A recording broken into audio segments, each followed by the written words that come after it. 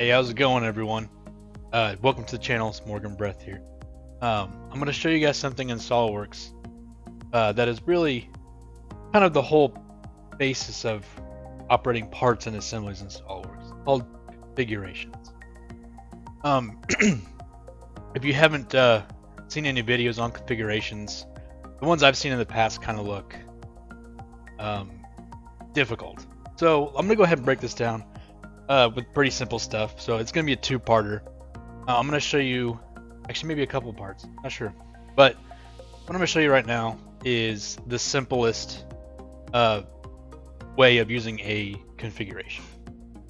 So when you go to your configurations tab, you're already at default configuration. So if you had multiple configurations in here, if you go to an assembly and you have a bill of material, you're going to have those different names be a part of it. So it's like if I had a bill of material that was using a part here, which I don't have it obviously, it would be called default. So first of all, we're going to go ahead and just make a simple just a simple part, nothing too crazy. Do one. And then I'll also show you like kind of like an advantage of having configurations. So let's leave it at that. Okay, so we're gonna call this because I made it. This is just because of how I'm doing. So it's a 1x2 rectangle, and I can go ahead and name this configuration. If you just click on it and click F2, you can change it. So we'll say 1x2. So if you also look here on your configuration, it says one. That's the name of your part right there. 1 times 2, 1x2. We have part 1. To me, what I do at work and what I do normally is I don't like seeing like the parent configuration of it because this is called part 1. So if I save this as something like, let's say curves, they'll say 1x2 rect curve. I don't like seeing that. I don't really care for that. So I come here and go to configuration name. That way when it gets put into your bill of material, it's not confusing and you can just see that. So I just like the way it looks. Now it comes into an assembly. Alright, so sometimes it depends on where you work.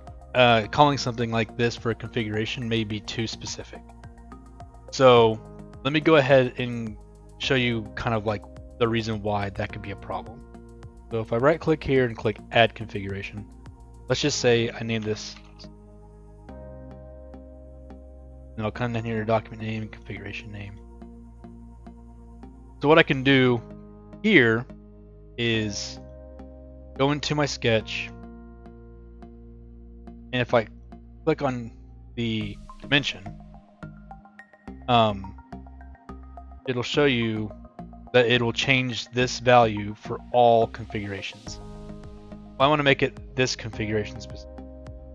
So if I come in here and make this a 0.5 by 1, also because it didn't pop up on this one, you click here, go to this configuration, this value will only change there. So now if you look at it one more time just to make sure, 0.5 and have a 1. So if I go to my configurations tab and go back here, the rectangle gets bigger. So because it's that value for the size is configuration specific. So just show you again, small rectangle, 1x2. So I'm gonna go ahead and change this to large rectangle to kind of really not make it super specific. So that's for this part of the configurations. It's easy just to say, hey, I'm going to make an assembly. So if I do like a file, new assembly, I can bring in, well actually shoot, I have to save this. I'll do file. I have a 3D printer thing going for I'll save it as a part. Go part 1. So if I make my new assembly, I don't need to have a part that's a small rectangle and a part that's a giant or a large rectangle. I just need to bring in the one part. If you come in here, drop it in, but it's like you can choose a configuration, large rectangle or small, so we'll go small. That's the one I want first. And then I can either click insert components or hold control, drag. And then once I click this, the large rectangle. So now I can build it off of just one part, and it makes it just a little bit easier. And then you can go back into the part and then change dimensions and make a different size rectangle. So that is part 1 of just doing some simple configurations. When we get to the next video, next part of this video, we will show you. I'll show you kind of a little bit different with some sheet metal, I believe, and then we're going to show into an assembly. So stay tuned for the next one. Thank you for watching. See you in a bit.